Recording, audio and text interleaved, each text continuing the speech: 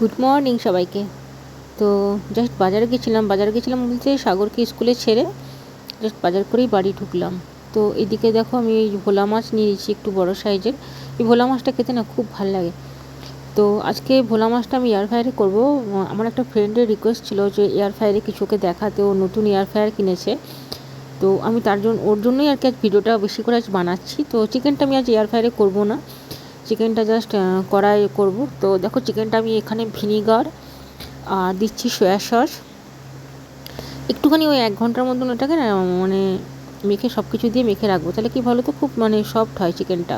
আর আনার সাথে সাথে করলে না কেমন যেন একটু হয়। এখনকার চিকেন যতই ছোটো নাও না কেন কেমন একটা আঁশ ভাব লাগে। তো দেখেই নিলাম চিকেনটা যেন ছোট হয়, সেরকমভাবেই নিয়েছি চিকেনটা। তো জানি না কেমন হবে। আর এদিকে দেখো 2 চামচ দিয়ে দিচ্ছি আমি কর্নফ্লাওয়ার। দোকানদারকে বলেই দিয়েছি যে একদম ছোট ছোট চিকেন বার করে আমাকে কেটে দাও, ঠিক আছে। তো আমি দেখলাম দিল, কিন্তু খাওয়ার পর বোঝা যাবে। ওরা আবার কী করে অনেক সময় মিক্সড করে দেয়, ঠিক আছে, ছোটো চিকেনের সাথে বড় বড় যেগুলো কাটা থাকে তার সাথে কিছু মাংস মিক্সড করে দেয়, এখন বোঝা খুব মুশকিল। তো যাই হোক, রান্নাটা তো করি, তো দেখা যাক কেমন হয়। আর আজকে মাছটা করবো আমি এয়ার ফ্রায়ারে কিছু আমি টিপসও দেবো আমার ওই বিশেষ করে ফ্রেন্ডের রিকোয়েস্টে। তো এয়ার ফ্রায়ারের মাছটা করে আমি তোমাদেরকে দেখাবো। তার সাথে দেখো এটাতে আমি একটু না কাগজি লেবু রস দিয়ে দিচ্ছি, কারণ না এখন চিকেনটা মানে এখন সব চিকেনই দেখছি কেমন একটা যেন গন্ধ গন্ধ লাগে। এটা কিন্তু ওই কাগজি লেবু, ঠিক আছে।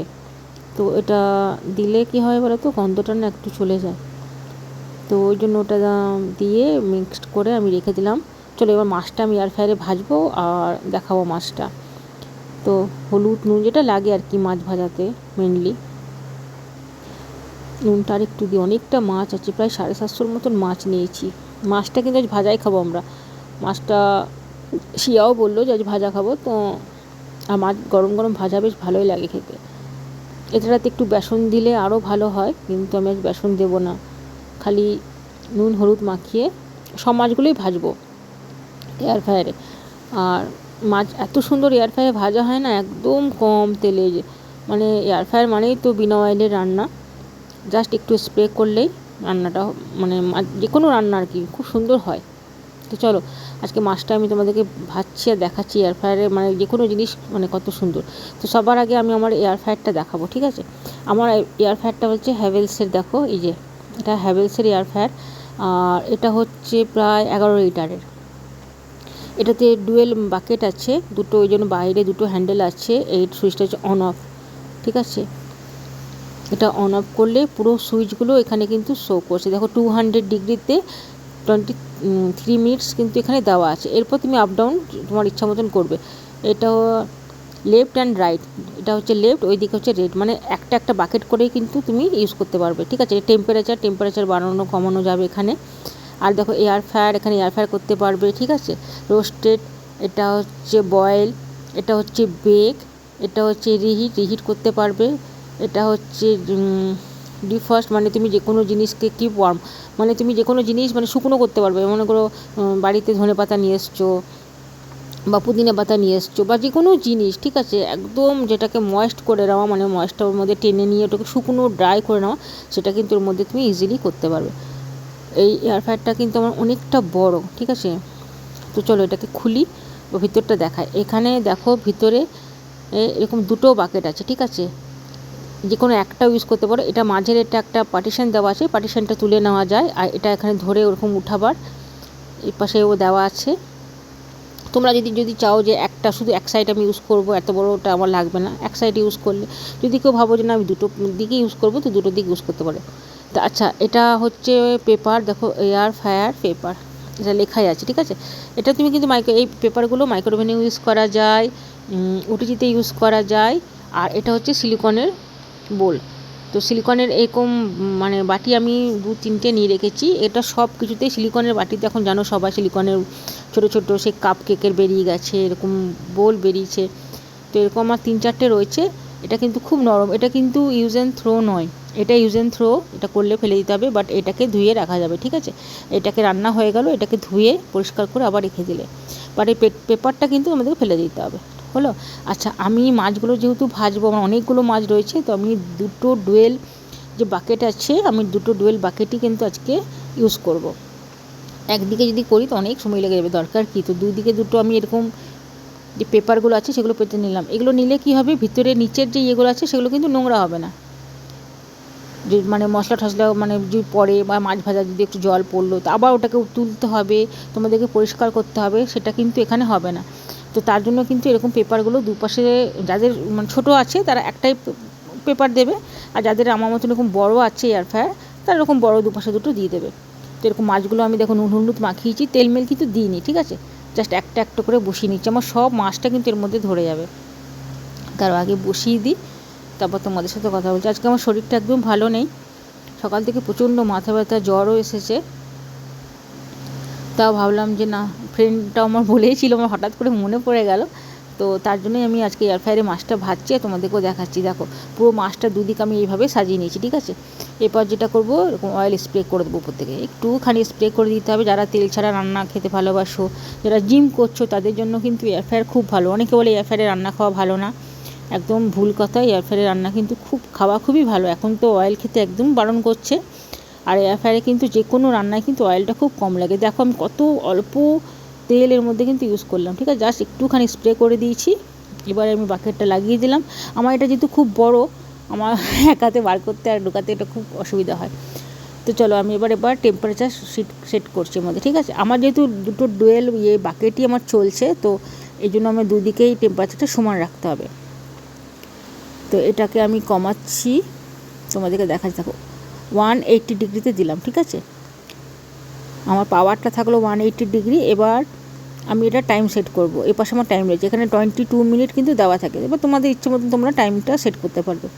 এটা আমি ওই 10 মিনিটের মতন দিলাম, 10 মিনিটের মতন কিন্তু টাইম দিলাম। দেখো স্টার্ট বাটনটা টিপে দিলাম।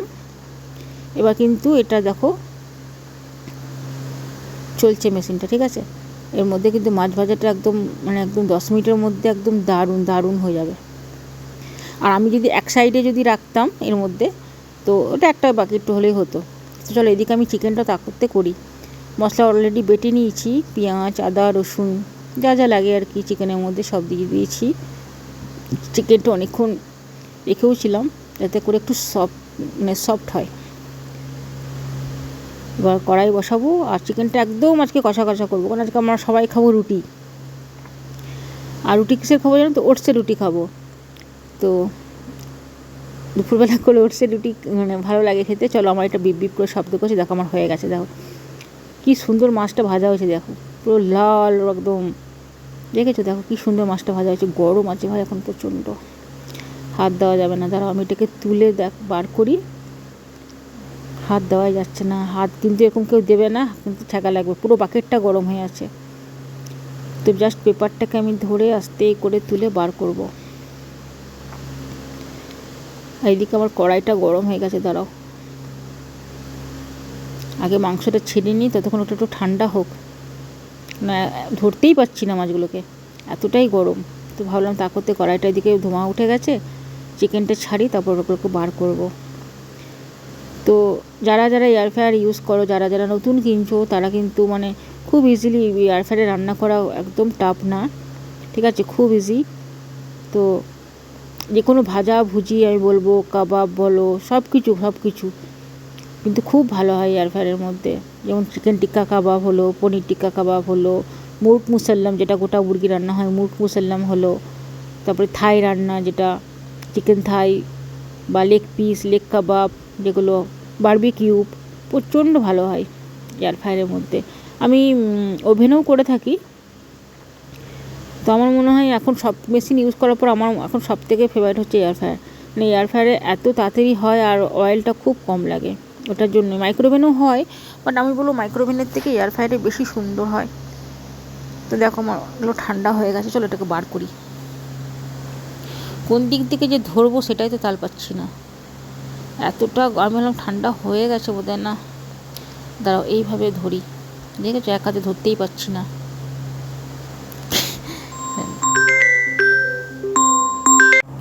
তো এই যে বার করে রাখলাম, দেখো সুন্দর মাছগুলো হয়েছে, একদম বিনা তেলে। দাঁড়াও এটাকেও বার করে নিই। দেখো একসাথে আমার সব মাছগুলো ভাজা হয়ে গেছে, ভাঙিয়েও নি, কারণ এগুলোতে নাড়তে চাড়তে হয় না, জাস্ট পেপারগুলো বসিয়ে দাও। সব থেকে বেটার জিনিস দেখো, এটা একটু নোংরা হয়নি। আমি যেহেতু পেপার পেতেছিলাম সেহেতু দেখো এটার ধোয়ার প্রবলেম হয়নি। আমি যদি এটা ডাইরেক্ট এর মধ্যে দিয়ে দিতাম তাহলে কী করতে হতো, আমাকে ডবল খাটালি করতে হতো, এটাকে বার করতে হতো, এটাকে আবার পরিষ্কার করতে হতো, ধুতে হতো। আর এদিকে আমার চিকেনটা কষা হয়ে গেছে, আমি এর মধ্যে দিয়ে দিয়েছি জলও। ঠিক আছে, অনেকক্ষণ ধরে কষিয়েছি, তারপর জল দিলাম। আর এরপরে দেবো একটু ধনেপাতা উপর থেকে। রুটিটা খাওয়ার সময় গরম গরম করবো, এখন রুটিটা করব না। এরপর আমি যাবো চান করতে, চান করে রুটি টুটি করে। এখন তাম্বাবুচি চলছে, দাঁড়াও ঢাকা দিয়ে দিই, একটু জাস্ট ফুটুক, তারপর অফ করে দেবো। গ্যাসটাকে একদম লো করে দিই। আমার কাছে তো আবার উপরে যাব নিচে যাবো, তাহলে গাছে পুড়ে, একটু পরে এসে দেখবো কেমন হয়েছে। দাঁড়াও, এই যে দেখো জলটা পুরো শুকিয়ে গেছে, আমি উপর থেকে আবার ঘুরে চলে এলাম। আমার রান্না কিন্তু ডান, একদম মাখা মাখা করেছি রান্নাটা আজকে।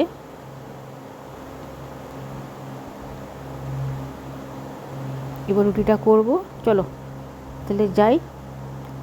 আদার্স কিছু কাজ আছে সেগুলো করে নিই। দেখা হচ্ছে তোমাদের সাথে আবার নেক্সট ভিডিওতে। চলো টাটা, বাই বাই।